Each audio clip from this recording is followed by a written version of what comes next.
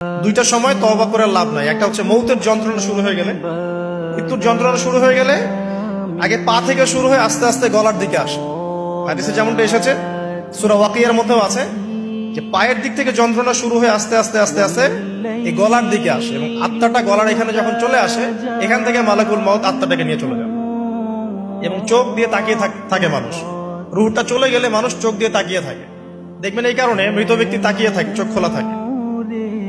এবং তখন আসমান থেকে সিঁড়ি নামিয়ে দেওয়া হয়, ওই সিঁড়িতে করে আত্মা চলে যাচ্ছে, ও তাকিয়ে দেখে যে আত্মা চলে যাচ্ছে। এবং মানুষ মারা যাওয়ার পরে চোখ জীবিত থাকে অনেকক্ষণ।